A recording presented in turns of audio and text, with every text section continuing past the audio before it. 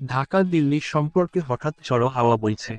বাংলাদেশ ভারত দ্বিপক্ষীয় সম্পর্কের টানাপোড়েন ও উত্তেজনার মধ্যে আগামীকাল সোমবার দুই দেশের পূর্বনির্ধারিত পররাষ্ট্র সচিবদের বৈঠক ঢাকায় অনুষ্ঠিত হতে চলছে।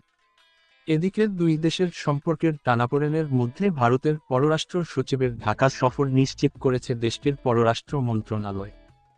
গত শুক্রবার সাপ্তাহিক ব্রিফিংয়ে ভারতের পররাষ্ট্র মন্ত্রণালয়ের মুখপাত্র রণধীর জয়সওয়াল জানান, পররাষ্ট্র সচিব বিক্রম মিশ্রি ৯ ডিসেম্বর একদিনের জন্য ঢাকা সফরে যাচ্ছেন।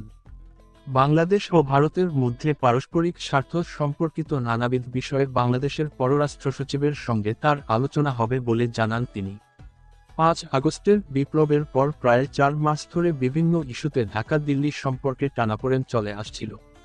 তবে সেই টানাপোড়েন থেকে এখন দুই দেশের মধ্যে তিক্ততা তৈরি হয়েছে। বিস্তারিত ভিডিওতে। সংখ্যালঘু নির্যাতনের অভিযোগ ও সাবেক ইসকন ধর্মগুরু চিন্ময় কৃষ্ণ দাসের মুক্তির দাবিতে অল্পদিনের ব্যবধানে সহিংস বিক্ষোভ, হামলা ও ভাঙচুরের শিকার হয় এই দুটি কূটনৈতিক মিশন।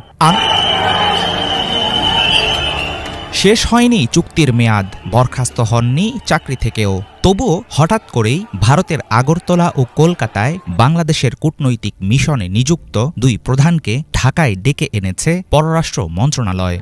কলকাতায় বাংলাদেশের উপ হাই কমিশনে মিশন প্রধান হিসাবে কর্মরত ছিলেন ভারপ্রাপ্ত উপ হাই কমিশনার শিকদার মোহাম্মদ আশরাফুর রহমান। আর বাংলাদেশ নিয়ে ক্রমাগত প্রোপাগান্ডা ছড়াচ্ছে ভারতের ক্ষমতাসীন দল বিজেপি-পন্থী এক শ্রেণীর গণমাধ্যম। সেই ঘৃণার আগুনে বাতাস দিচ্ছেন মোদী সরকারের উচ্চ পর্যায়ের অনেক নেতৃবৃন্দ ও দেশটির উগ্রপন্থী মনোভাবের রাজনীতিকরা। সাংগঠনিক দুঃখ প্রকাশ ও আইনি তৎপরতা দেখিয়ে দায় সেরেছে নয়াদিল্লি। চলমান পরিস্থিতিতে কূটনীতিকদের দেশে আনার বিষয়টি কি ঢাকার পক্ষ থেকে নেয়া গুরুত্বপূর্ণ কোনো পদক্ষেপ, নাকি কূটনৈতিক ভাষায় চরম পর্যায়ের সতর্কবার্তা, সেটা এখনও পরিষ্কার না।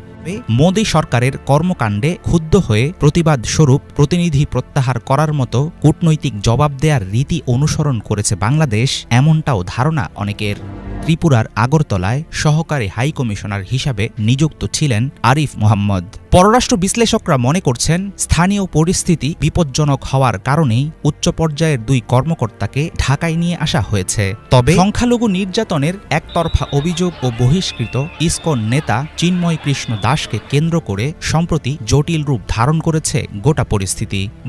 দুই দেশের মধ্যে টানাপোড়েন চললেও পরিস্থিতি এখনও চরম পর্যায়ে যায়নি। বাংলাদেশের মিশনগুলোতে আসলে কি ঘটেছে সেটা নিয়ে বিস্তারিত আলোচনার জন্যই দুই মিশন প্রধানকে ঢাকায় আনা হয়েছে। সংবাদ মাধ্যম ও সোশ্যাল মিডিয়ায় কথার লড়াই আর পাল্টাপাল্টি অবস্থানের মাঝে বাংলাদেশি দুই মিশন প্রধানকে দেশে ফিরিয়ে আনায় প্রশ্ন উঠল, তাহলে কি শেষ হতে চলেছে চিকন সুতায় কোনো মতে ঝুলে থাকা বাংলাদেশ ভারত সম্পর্ক? কোনো চূড়ান্ত সিদ্ধান্ত কিংবা আনুষ্ঠানিক প্রত্যাহার নয়, বরং সাময়িক স্থানান্তর।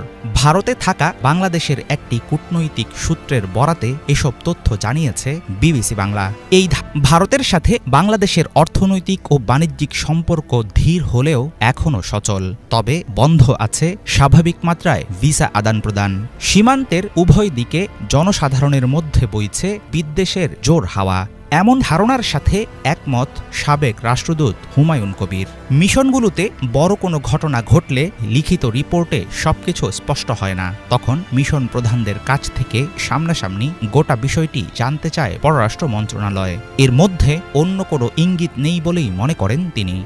পরিস্থিতিতে সহনশীল ও ন্যায়সঙ্গত আচরণ প্রদর্শনের পাশাপাশি কার্যকর পদক্ষেপ নিতে ব্যর্থ হলে অচিরেই চরম ভাঙনের মুখে পড়তে পারে দুই দেশের কূটনৈতিক সম্পর্ক।